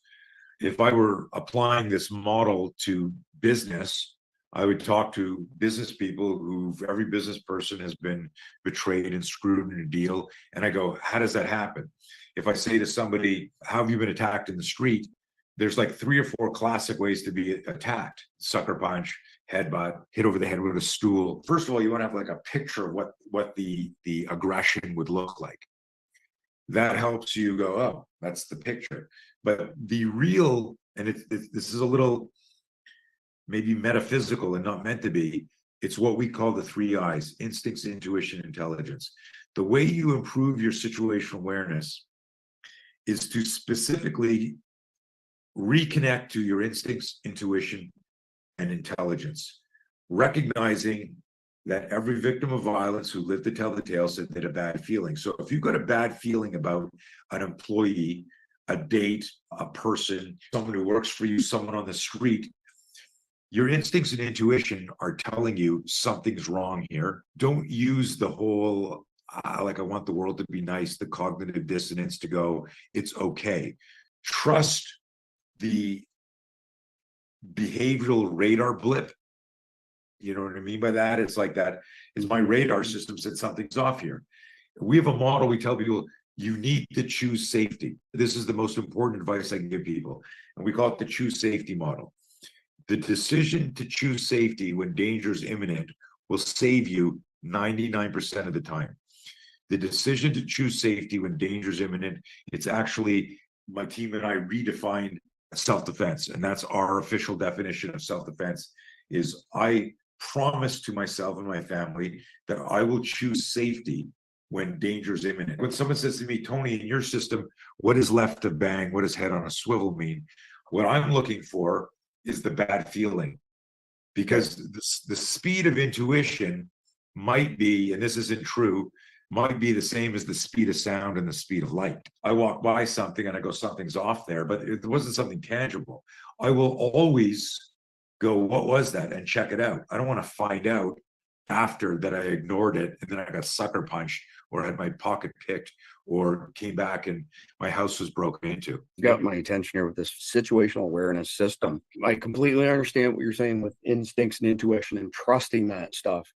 But when you said intelligence, yes, what just dawned on me is that the tips that people have given our audience, including myself, kind of fall into that intelligence piece. In other words, if you're in public and you're in a restaurant, the intelligent thing to do is to sit with your back against the wall so you can observe everything, right? Intelligence. The intelligence would be somebody, I can't remember who it was, it may have even been you for that matter, that said when you're walking down the street and you see something ahead of you, let's say a gang, then the intelligent thing to do would be to go to the other side of the street and not brush up close to them. All I'm getting at here is there's a major distinction between what our experts focus on versus your system. And really what I'm trying to draw the distinction for our audience is here. All the tips that we've come up with. So I've got a whole list of them in front of me, right? Constantly scan your area, lay off the weapons of mass distraction, telephones, that sort of stuff. That's all part of the intelligence piece. And which is happening after your instincts and intuition are going off, correct? Hopefully. And this is fascinating. So remember, our system is based on central nervous system research and the central nervous system, which means the human weapon system is this organic survival machine that has all this stuff built into it. And when's the last time, other than our conversations, where somebody said, we need to reconnect to our intuition and our instincts as part of our day-to-day survival practices? People don't So- talk about it. So The only person who's made a comment even remotely along those lines is our mutual friend, Mike Sterling. And the context that Mike mentioned this in is he said, we're the only animals on the face of the earth that will ignore their intuition, that will ignore their instincts. yeah, you're in the wild kingdom, and all of a sudden it gets a little quiet. All of a sudden you're like, boom, you're bolting. He was saying something along the lines, I can't remember exactly, but it was something along the lines of a rabbit sees a snake and it instinctively knows that it's in danger Right. and it's off. He's the only one who's kind of touched on that, which is actually pretty impressive. I haven't heard anybody else really talk instincts and intuition, although we have mentioned things like the TV show when we had lunch together that my wife mentioned to you, the I Survived. Yeah. Everybody said the same thing you just said. Something didn't feel right. This is the thing, is what we want to do is we want to educate our families and our kids. And this is the whole thing, is to trust instincts and intuition. And when you trust instinct and intuition, what you'll do is intelligent. And that's where I got the three, of them, right? Let's So you ignore instinct, because listen to this. Have you ever been betrayed in business? Yeah. You're a smart guy. How's that possible? Have you ever been screwed over in a relationship? Yep. How's that possible? But after the dust settles, we all say, and the same thing for me, I got a bunch of yeses to relationship, business, and I teach this stuff. And after I'm going like this, I go, oh my God, I cannot believe that pre-contact cue, that pre-contact cue. Why did I not act on it? Because of cognitive dissonance. I got screwed over in a business deal, lost a $12 million company overnight. Actually, I'm exaggerating, over 2 nights, from Friday to Monday. Dissolved it on a Monday. I knew something was wrong for months, but cognitive dissonance overrode my intuition. I said, there's no way this guy would do this. I hired him out of Harvard. I paid for his education. He wouldn't do this to me. I didn't want to believe it. When I realized, holy shit was happening, my nervous system changed, and I realized I was now in the fight of my life in a business scenario. And now it was all fear management. How am I going to take this? How am I going to take care of it? How am I going to manage all this? And it was managing the fear and getting it together. But had I trusted my instincts and intuition, that wouldn't have happened. And I didn't. And which is why I can emphatically say, hey, trust that. Because even if I come up and I say, this looks really bad, I need clarity on this, let's get totally transparent, and it turns out that I was paranoid, I'm still safe. And then it's like maybe an awkward moment, I go, hey, I'm really sorry. When it comes to violence, though, we're not going to have that conversation. We always tell our students, trust your instincts, trust your intuition. If you get a bad feeling, choose safety. We make them write this down and memorize it. The decision to choose safety when danger is imminent. That's our definition of self-defense. If you Google the definition of most self-defense programs, Merriam-Webster, it'll say the physical act of protecting your property or your life. It skips situational awareness completely, Chris. If you get a bad feeling about something, ask yourself right then and there, what is the safest thing I can do? Because it might be to hit that exit, and it might be to barricade, or it might be to charge the threat. By keeping it as choose safety, I'm not locking somebody into fixating on a move, a hypothetical, theoretical move they learned in a class 6 months ago or 6 years ago. Sweep the leg, do this Jackie Chan move or whatever. It's what is the safest thing you could do? And that changes if you're alone, that changes with your family, it changes if you're carrying, it changes if you're not carrying. It changes on what the scenario is. So the program that we created, the 4 stages to action in any dangerous encounter, business, relationship, violence, is I need to be aware something's happening. The system that will alert me isn't where I was sitting. That might be a bonus. The system that will alert me is going to be my intuition and instinct, our survival system that's kept us alive, right? There's no Tyrannosaurus Rex on this call. There's no dinosaur on this call listening. They're extinct, but humans are still here because of instincts and intuition. We need to fight now. We need to move. We need to go. So we're using an old survival system in our DNA to give us the first advantage. And people aren't taught that. We've been domesticated, bro. We think the cavalry's going to rush in. We've outsourced our safety. Hey, 911, yeah, there's somebody outside my house. And people need to realize they're the first responder in their fight. A maximum, like, I said that 10 years ago. So I'm trying to break this down into simple stuff that I can understand and that we can pass on to the audience. I'm Jason Salyer with Survival Dispatch. As a Survival Dispatch insider, you'll be able to gain the knowledge, the skills, and equipment necessary to protect your family when it really, really matters. They'll provide crucial information on such things as stockpiling food, medical necessities, communication plans. You will receive specific actionable plans. Visit survivaldispatch.com to get started. A good example, I think something that you covered one of our previous conversations, many conversations, was the girl who ran into those guys at the gas station because she wasn't paying attention. If she had been paying attention, she probably would have never stopped at the gas station, Right. which was in the wrong part of town. So if I'm connecting the dots properly here, if your instincts and intuition tells you this looks dangerous, then the intelligent decision is to get out of Dodge, right? Safety. Yeah, it's really Ernie and Bert from Sesame Street simple. It's like, hey, I need gas. Nope. What's the safest thing I could do right now? And when you ask yourself that question, I need to choose safety. The safest thing would have been, before I hit the road to drive an hour to my house on a road trip, I check my gas tank while I'm in a crowded area or amongst friends. The safest thing might be, hey, Chris, this is kind of a creepy area. Will you go to the gas station with me and then I'll drive you back to your car? The safest thing starts way back. That's the no awareness, no chance thing. It's not a simple subject. There's a lot of complex pieces to it. I don't even know if there's an answer to this question or not, but I'm going to ask it. Yep. How do you instill intelligence in people? A lot of people are oblivious to what's going on around them. Yeah. So therefore, they can't make any intelligent decisions. I'm just thinking that somebody who pulls into the gas station, I think you mentioned this as an example, and there's bullet holes in the glass. Right. Probably not the best place to stop, right? But some people they're distracted with their phones. They're distracted thinking of something else, work, whatever. How do you teach intelligence? There's some people that just don't care. They're oblivious, right? You see this all the time, texting while they're driving. Do I do it sometimes? I might be at a light and do something really quick. Something might be urgent. I'm like, there's no cars around. I'm going to slow down.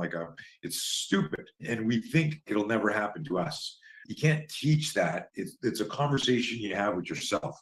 All we can do as an educational organization is tell people, hey, here's another way to think about situational awareness. Let's break this down. If you get a bad feeling about something, stop and lean into that bad feeling, and then ask yourself, if this bad feeling is true, what would be the safest thing I could do right now? Don't think of intelligence, Chris, and everyone listening to this, as like IQ. I'm not good at math, or I'm not good at remembering names or whatever. Intelligence in that moment is taking the instinct and intuitive feedback and just pretending it's real, and then going, what should I do right now? And you might not know, but just addressing it and contemplating it, the brain, the creative part of the brain, all of us want to survive. So it's amazing some of the stories. There was a story out of Israel during the horrific attack where terrorists broke into a home. It was an elderly couple, like grandparents. They had already sequestered their grandkids into the bomb shelter. But of course, they didn't say they were there. They hid them. The IDF had started already hitting the neighborhood coming in. And the terrorists ran into this house. And they're looking out the window, and they're all at gunpoint. And the grandmother and the grandfather sitting there, he knows they're dead. He's got no weapon. And the grandmother says to them, you need your strength to fight. I'll make you dinner.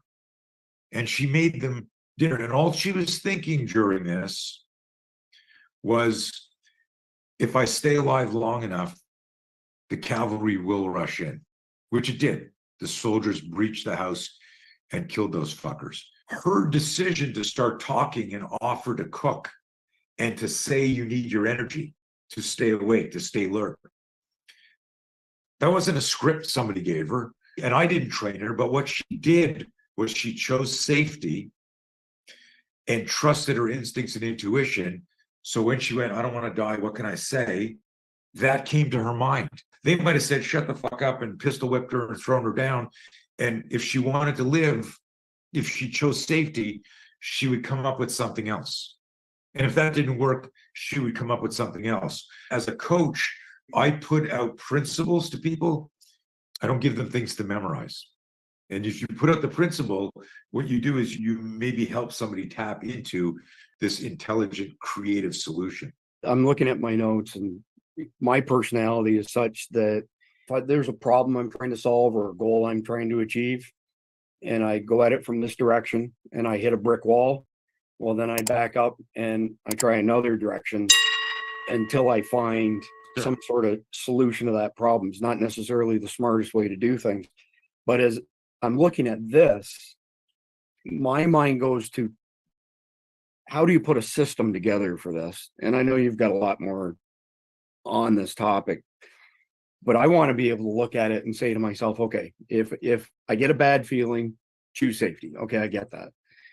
But when you said instincts and intuition, when you trust them, it leads to intelligent decisions. Only if you apply the instinct and intuition, meaning you let it be part of the conversation. I get that, and I agree. That's very logical.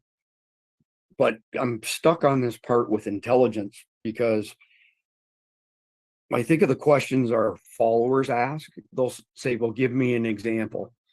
And I'm trying to think of a way to structure this in such a way that somebody could commit it to memory pretty quickly and practice it and become good at it. So I get the whole thing, trust your gut feeling, choose safety. But overall, as far as making intelligent decisions is concerned, I don't know how you equip somebody for that who's not necessarily inclined in that way, and the ability to make the intelligent decisions, other than saying, giving tangible examples. If you see this, do that. If you see this, do that. I can't think of another way to teach it to people. But you can't, because you don't know the scenario and you don't know the people. There was a wrestler that charged an active shooter in a school shooting, and he died on the way in. Took the shots, right?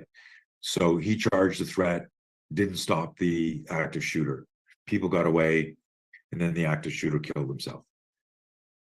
There are people who ran away who didn't die. There's other stories of a school teacher who charged a threat, didn't get shot, took the guy down. So we should not be telling people, and this is just my personal philosophy after teaching tens of thousands of people, from tier 1 operators all the way down to school teachers and nurses and what have you. I never tell anyone what to do. I tell them, I'm an options facilitator. I'm going to let you know that psychological fear needs to be controlled. Physiological fear is just going to do what it's doing. Psychological fear needs to be controlled. That you will know something bad is happening because something bad is happening. So you need to manage the fear, and then you got to figure out the solution. For that wrestler, it was charged the threat. It happened to be the wrong choice. The same scenario, a school teacher and another one charged the threat. It happened to be the right choice. How do we say, and this is the answer everyone wants, if you're like inside 3 meters, you can do this, but always carry a can of WD-40. You don't know what you're going to do, what you're going to say. My family had a home invasion in 2009, 13 years ago. My wife said afterwards, she said, I can't believe how calm I was through that. I felt like the guy was not going to shoot us. And so I led him around the house. I gave him what he wanted. We talked to him. My son, fortunately, as soon as they came in the front door, called 911, and cops were there within minutes, and they fled when they heard the sirens. And it was a very scary situation for me to come home to. But I remember my wife saying, I didn't feel like they were going to kill us, even though they weren't concealing their identity. But what would have happened if her intuition said, they're not wearing masks, they're going to kill us? Would the mother bear have done something different? How do we have a conversation about that? And she'll tell you that all of the training she got from me and all of the lessons she got from me helped guide her through that. Even though there was no battle plan, there was no like, if this ever happens, do this, do that. That's what people want. I don't believe that's the only way to teach people, which is why we do stuff that's just, I don't want to say generalized, but it applies to everybody. The 4 stages that I shared with you, I've shared with tier 1 assets in every military vertical, and they've used them downrange. You need your head on a swivel, yes, but your situational awareness will be compromised in an ambush. That's why it's an ambush. Every one of them have been in ambushes. Well, if it was just as simple as head in a swivel, no one would ever get ambushed. You'd see it coming. But now they're ambushed and they're like, fuck, whoa. Now there are people that get shot and people that hit an immediate action drill and get offline. That's the difference there was the degree and quality of their fear management skills. Cops going, drop it, and they should have had their gun out already, but they're indexing their gun going, drop it. And why are they hesitating? I don't care about the politics of the narrative. They're hesitating because of the psychology of fear.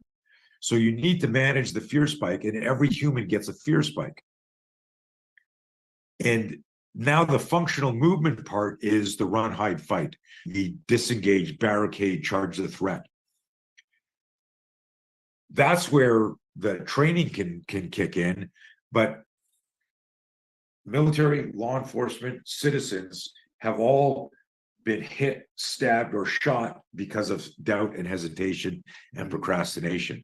Violence loves speed. The most important thing you can do in a dangerous, violent encounter is to improve your mind speed, i.e. your decision-making speed, which is what's so different about our program, which is why I always end any single talk going, if you don't manage the fear, you're not going to manage the fight the way you thought you would have.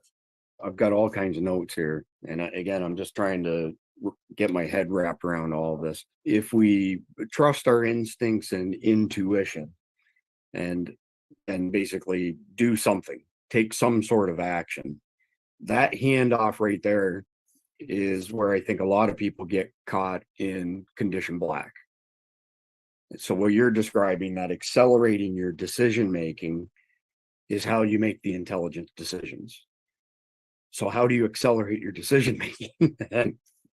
By just doing it. You accelerate decision making by studying fear. There's something called refractory delay. That's the gap time between a stimulus and response. So if I go, oh my God, it's a bad guy. Fuck, shit, shit, right? I've eaten up 4 or 5 seconds, as opposed to there's a bad guy. Holy fuck, hide, duck, barricade, improvise weapons. It would help if I thought about those things in advance. I'm sitting in my office here.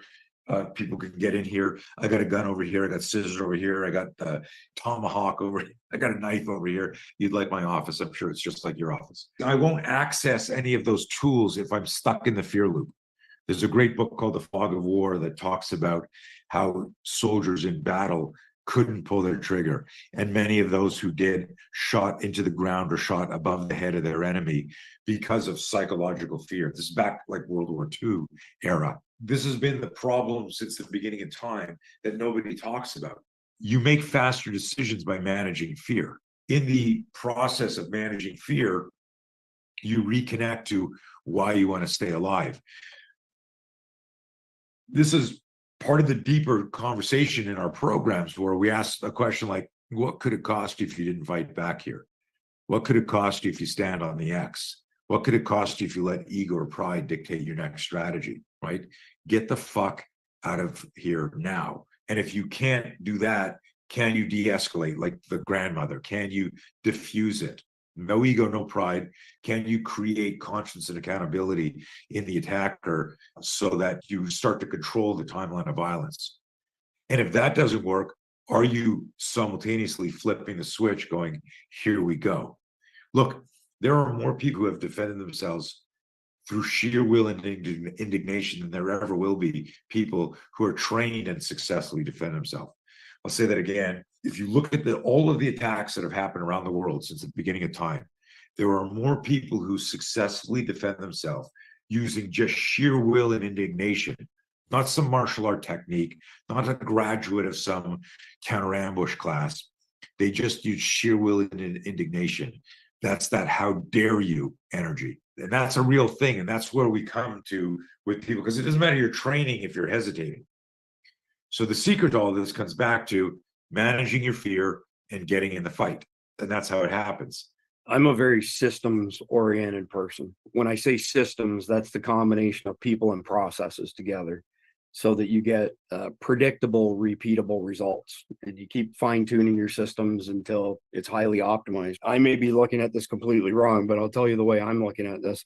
I'm looking at this in that you go somewhere in public and take an inventory of what your options are. Like you mentioned, okay, there's an improvised weapon, there's an exit there, that guy over there looks kind of shady, but basically assessing your situation, visualizing it in your head that if you had to exercise any of those options, how you would do it, so that when your instincts and intuition tell you something bad is happening, you've already visualized these responses to get past the fear loop sooner rather than later. I don't know if that makes sense or not. That's how my mind's processing it. But that's how you improve your mind speed. Look, somebody asked me in a podcast who I thought the most dangerous knife fighter was in the world of all these masters that were teaching knife fighting. You know what my answer was, Chris? No. Because there's all these famous knife fighting instructors, right? You're aware of that. They said, who do you think is the most dangerous of all these knife fighting systems? I said, some guy in jail who actually murdered people with a knife. Right. Not some guy who hasn't. So what am I saying there, man, is this idea of you can sit there and go, that knife is an improvised weapon, that glass, that bottle is an improvised weapon, that's the escape route. If the shit hits the fan, you still need to go through the fear spike, fear management cycle to access it. Now, the person that's practiced drawing their weapon under pressure, the person that's practiced with an improvised weapon, I've done this in a restaurant where I go, that would be escape route, where I've actually gone out the back door as a training rep, where I've actually gone, let's say, into the kitchen and then had the kitchen staff go, hey, what are you doing in here? And I go, oh, I'm sorry, I hit the wrong door. Just to go in there, just to do like a pretend rep, so that my nervous system went, you could do that. There are things you can do, dress rehearsals of stuff. And there's a principle in sports psychology called metacognition, which talks about how the brain thinks about thinking. If I want to improve your mind speed, I would create a realistic and relevant scenario that challenges your decision making on D1, D2, D3. Detect and avoid, defuse and de-escalate, and defend. I've used D1 in real life hundreds of times. I've gone into a bar on road trips. You know those movies where it's a vampire bar and at a certain time everyone's going to turn into a vampire and kill you, like in the horror movie? I've gone into bars for real. I'm on a road trip 3,000 miles across the country, and I go into a bar, I just look like food, where everyone in the bar stops and turns and looks at me at the same time like this. And I'm about to order a beer and a burger and some stuff. And I do this, Chris. And I've done this multiple times, where I say to the guy, hey, and I say it loud for everyone to hear, oh my God, I forgot my wallet in the car. I'll be right back. Will you hold my spot? And I walk out and get in my car and fuck off. Because my instincts and intuition said, this is not a place you want to hang out. You're not welcome here. Where other people, they would have not have noticed it because they're on their phone, or they would have said, that wouldn't happen here. This is like modern times. This isn't a movie. Or their ego or pride would have went, what are you looking at, man? You got a problem with me? Where even though I know how to protect myself, I said, what's the model you teach people, Blauer? What is the safest thing you could do here? If I don't get a drink right now, how long till I die? A day? If I don't eat, how long till I die? A week? So I always ask people, you're an ATM, you got out, And this is what I say to my students, like, you're looking for tangible examples. I go, is that the ATM that you want to go to right now? There's no lighting here. It's creepy. This would be a place to get mugged. There's another ATM a mile from here that's inside a mall and there's people walking around. Is this the safest place to be right now? Choose safety. Is this gas station the safest place to be? Choose safety. Is this bank? Is this date? Is it whatever you put it? If you have a bad feeling about somebody, you ask yourself, what is the safest thing I could do right now? And not be embarrassed about taking those steps to make yourself safe. This isn't the same as playing it safe, which is a horrible way to live. It's about choosing safety. We had a nanny years ago come over and we were interviewing her. And at the end of the interview, Chris, my wife loves her and she's all excited. And I could see my wife's reaction. And I said to the nanny, I got one more question for you. She looks at me, she goes, yes, Mr. Blauer. And I said, you've been doing this for several years now. Have you ever hit any of the kids that you've been in care of? Have you ever physically struck one of the kids? And she looked at me and went, oh my God, heavens, no, of course not. And I said, okay, thank you. And she leaves. And my wife goes, I can't believe you asked her that. I said, she will not answer your call. She's not coming back. She goes, what are you talking about? I go, you didn't see there was like a micro reaction when I asked her the question. And it was a behavioral tell. And sure enough, my wife said, hey, I really liked you. I'd love you to come back and meet the kids. And the woman never answered the call. Very interesting. What I did is I chose safety. Something in the dad in me said, ask this question. Look what happened. I know the model works everywhere. If I say to you, you got your gun out, you're standing, you got a shotgun out, you're behind your door, you're yelling, I've called the police, get away from my house. And you're following the steps. And then all of a sudden, your intuition, your instincts say, get the fuck out the back door. Or you need to get upstairs. Or shoot through the door now. That's the black box element that becomes the story after. It's when people don't trust their instincts and their intuition that things go south and sideways. That's at least been my experience. I'm actually doing just a quick little flow chart Okay. because I'm doing it for my own benefit so that Yeah, I know that I'm digesting it properly. And again, I'm very systems oriented. So the way I'm thinking here is I've got first and foremost is to size up the setting, assess the setting. So that could be you driving by a gas station, could be you stopping at a restaurant, could be you walking down the sidewalk. And if your instincts are tripped, then don't stop there. Get out of Dodge. If on the other hand, if your instincts are not tripped at that particular point, it seems like it's safe to visualize what your options are. So you're sitting in the restaurant, you know, okay, here's where my exits are. Here's where the improvised weapons are. Here's where I could potentially take cover.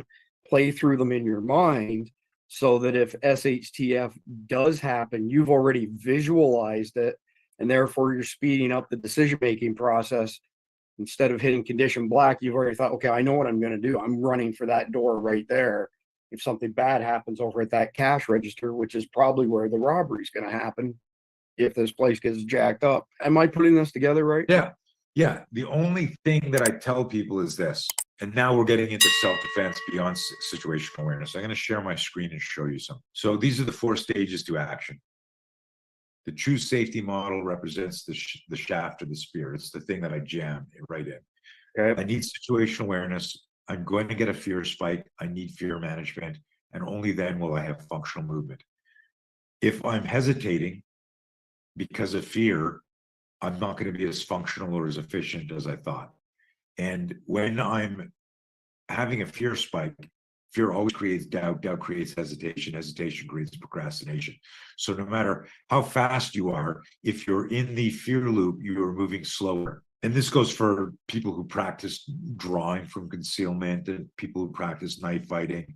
Everything's theoretical until it's real. And there's lots of evidence that even really good people hesitate. But what you want is that gap time to be as fast as possible. So the choose safety model requires these 4 stages before I'm deploying whatever I'm deploying.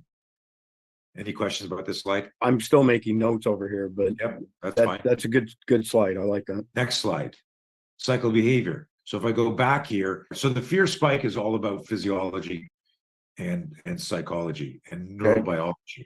So I tell people like sudden danger gives you a fear spike, whether you're trained or untrained. I got friends that hunt terrorists and do bad things to bad people. And they will tell you before certain types of encounters, they get massive fear spikes, but they manage their fear because they know they're trained. So they box breathe, they have a mantra. It changes for each person, Chris. That's what's important. Mike Tyson used to throw up before his fights. George St. Pierre, Right. one of the greatest MMA guys, hates fighting and manages his fear. But if you look at them at that 3% body fat jumping across the ring, if I Right. said to you, this guy was shitting his pants before the fight, you go, well, I don't believe that. People learn to manage fear. What we've created is a system to help speed up that process. And that looks like this. So this is actually part of our No Fear program. Okay. And it's the cycle of behavior. The scenario is I'm minding my own business. I'm having dinner with my family at a restaurant. Then there's a sudden stimulus. And all of a sudden I'm going, holy shit. I go, I know what I would do if I were alone, but I'm with my family. And now I'm worrying about my family. Oh, now I'm alone. Okay, now I can charge the threat. I can get in the gunfight. I can grab an improvised weapon, or I can sneak out the back. My system says, what is the safest thing you can do? Now, if you're an off-duty cop who's been in several altercations and is sick and tired of the bullshit that's going on and the brazen acts, that emotional narrative might influence you on moving towards the danger because you're fed up. You look at now, more and more of the general public are stopping like shoplifters and shit like that. We're fed up. Is that the safest thing to do? Fuck no. But some people, this is why our system is options facilitators. We're not telling people what to do. Because if I tell you, you manage your fear, what is the safest thing you can do?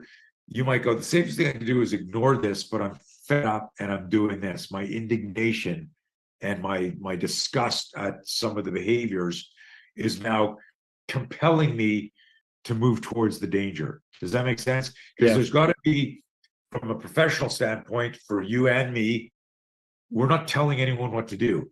And I'm not trying to be careful here. I'm being very responsible. And I want other people to be response-able.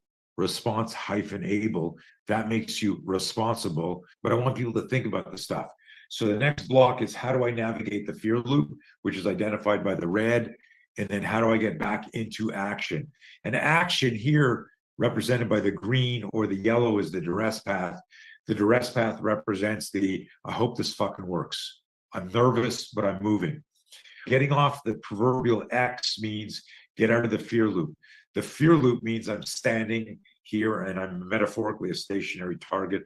I need to move under duress or in a flow state.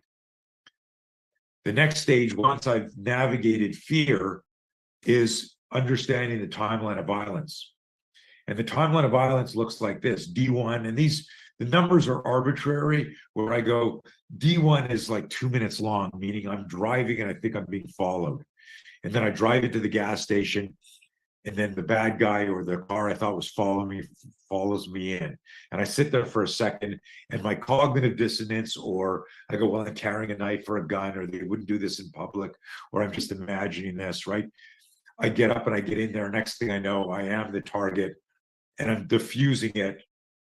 And that defuse might take 10, 15, 20, 30 seconds. But what I'm explaining here is D1 is typically a much longer phase. D2 is shorter. And then when things kick off, the fight is 10 seconds long. And you can see to the left of this where the true safety mindset kicks in. I need it to kick in during D1. And you might, for example, go, I should get out of here, but I've run out of gas because I planned poorly. I've got to get gas here, and I'm filling up my gas. And now that car I thought was following me a mile back pulls into the gas station, and holy shit, here we go. Am I engaging them with a D2? Am I jumping in the car and speeding off, even though I only got $5 in, but that'll get me far up the road? Am I running into the store and hopefully that guy's got a bulletproof glass behind him and I'm telling him, hey, we're about to get robbed, hit the panic button, right? What am I doing to draw attention to this? And then if that fight follows me in, am I prepared to engage? So this is really understanding the timeline of violence. I need to control it as best I can. And I control it by controlling myself because of fear management, and I control it by controlling the bad guy. I've been in situations where I've said to people, hey, the police have already been called. You should get out of here now. And they've gone, oh, fuck. When the police were never called, I just said it with enough commitment that they thought the police were involved, because we tell people bad guys don't want to get caught. They don't want to get hurt. They don't want things to take too long, at least most of them. And then the last part of this is a reminder to choose safety when danger is imminent. And if I go back a slide, choosing safety in D1 is different than choosing safety in D2, which is different than choosing safety in D3. That's what's fantastic about the system. You can't possibly remember. This is your task switching theory. If I say, hey, sit with your back to the wall and index your gun and get ready with the knife, well, that will prevent you from thinking about safe things to do during D1, because now you're fixating on a D3 solution. You choose safety during each stage. D1 fails, you're compelled and forced to do something in D2. D2 fails, now are you going to move preemptively, or did the bad guy sucker punch you? So that's a whole other part of our system and how fear triggers the startle response, and that's a whole other conversation that we've had already, but need to get in deeper for your audience. I've drawn out a complete flow chart here because I'm trying to put this into layman's terms for myself. To understand it. And I think what I'll do is I'll do this flow chart. I'll send it to you, you critique it, and then we'll put it up on the screen when we publish the video. On the one hand, your system is so simple that it's elegant, but on the other hand, there's so many moving parts to it that your average person may have problems visualizing it. And I'm trying to put this into a flow chart that I can visualize. And like I said, then it's so simple that it's complex. Nobody believes it's this simple. This is the thing that I need you to really wrap your head around. The safest thing for a 10-year-old is not the safest thing for a 20-year-old or a 30-year-old or a 40-year-old. So, but the model still applies. Run to the teacher, run home, find a police officer. There's a story years ago in Montreal, some guy went to kidnap a kid. The two kids were walking, and some guy went and grabbed a kid, and the kid resisted, and the guy pulled, and the girl standing beside him reached out, grabbed the guy's hand, and bit his fucking hand as hard as he could. And the guy went, fuck. And the kids ran and they got away. And then it was in the news. That's awesome. I didn't train them, but what did they do? Situational awareness failed them. They were suddenly in a D3 situation, instincts, intuition. Bite his hand, he'll let go. Boom. It wasn't like a kung fu move, right? But I can explain the system. Guy with a revolver in somebody's face. Guy's got his hands up, surrender position. Give me your watch. Give me your wallet. Guy looks at him and pauses. The guy's standing here like this, and then all of a sudden he reaches out and he grabs the gun, and the guy pulls the trigger, and the hammer of the revolver hits the pinky. Oh shit! So the round doesn't go off, and they're wrestling over the gun, and the guy bolts and runs with leaving the guy holding the gun. In the news, D1 failed, situational awareness. He's got a gun in his face. This is like why our system works. The gun's in the guy's face. He cooperates with the guy, like the police tell you, cooperate. Your property's not worth your life. Here's my watch. Here's my wallet. What made the guy grab the gun? He asked, what made you grab the gun? He said, I had a feeling the guy was going to shoot me. Wow. What is that? Intuition. Yeah. What is the safest thing you could do if you think somebody holding a revolver a foot from your face is? Well, move the gun or move your head. The guy reached out and grabbed it. As the guy pulled the trigger, fucking hammer on the finger. Again, how do you explain this? Intuition. Right. I know the system works, and it works for everybody. And it's that simple that people make it complicated, but they go, what if he does this? What if he does this? It doesn't fucking matter what he does. It matters what you do. Not what he does. It matters what you do. People imbue people, it's a fancy word. People give people skills they haven't yet proven. You need to manage the fear to manage the fight. And that's why when anyone says, well, where should I start in your system? I always tell them, hey, start with my ebook on making friends with fear. And if you're so inclined, invest in their Our No Fear program. It's a 97-minute program that will change your life. Digital program, self-learning, self-guided. You can listen to it over and over again. It's all my slides as if you were in a live program with me explaining and telling stories about that. You know, the ironic thing to that, Tony, I mean, I Yeah. keep telling you, I'm never the smartest guy in the room. I've gone through the No Fear materials twice now, and definitely picked up pieces of it. Some of the stuff really left a mark here, but it honestly wasn't until our conversation this evening before I really got my head wrapped around the elegance of the system. And excellent. So I think that your comment about people being able to watch it over and over again, go through it several times is well worth it. Because again, I'm not the stupidest guy in the world, but I'm not the smartest guy either. And third time was a charm for me. If I tell somebody you need to listen to this as many times as you need to listen to it and then listen to it again, if that insults you, there's certain movies I've watched over and over again. Every time I watch Enter the Dragon with Bruce Lee, I'm reminded of the kid that was so inspired by Bruce Lee's story that he created the simplest and simultaneously most complex self-defense system to learn. Complex only because people can't believe it's this simple. You're already a human weapon. Your body already has survival reflexes that are faster than any cognitive skill, any thinking skill. Startle flinch, weaponize the startle flinch and you're safer. Weaponize fear and you're safer. And people are like, well, what else is there? That's it. I don't know somebody's past trauma, their PTSD. I don't know somebody's erroneous beliefs. If I tell you that I can teach you how to defend yourself in one day in our Be Your Own Bodyguard course, most of your listeners are going to go, well, that's bullshit. Look at me, I'm out of shape, or I've never been in a fight. Well, immediately they're in the fear loop, not realizing that it's their psychological fear that's preventing them from absorbing and integrating the information. I've got some thoughts on this. I'll probably edit this little section out. And then again, I might not. Have you ever watched a TV show? I know you have, so it's kind of rhetorical, but if you watch the episode of a TV show or a movie and it starts with the ending, and then you're sitting there, so JR got shot and killed, for example, going dating myself clearly back to the late 70s, early 80s with the TV show Dallas. So we know JR's been shot, but what we don't know is what led up to him being shot. How on earth could this have possibly happened, right? It's not an uncommon thing to do in the entertainment industry. My gut feeling right now is that what we do is we start this video with a really easy to understand graphic and say, look, this is how simple this really is. But you got to watch the rest of the video to realize how we got to such a simple ending. I only do a handful of things really good, and one of them is doing pitch decks for presentations. And in this particular case, I think I can put together a flow chart that speaks to my brain, which may then in turn play to somebody else's.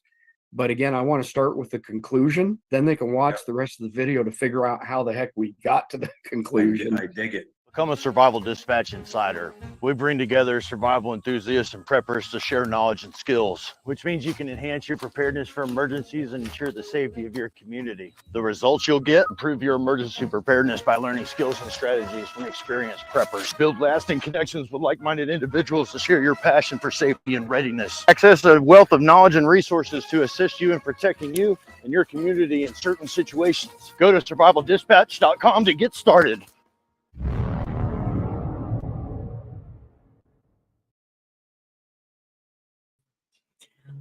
Radio. Hopefully you all managed to get something from those two videos, and hopefully you'll be able to go and sub up the channel. They do some really good work, and it's well worth the effort to sit and listen to, if not watch.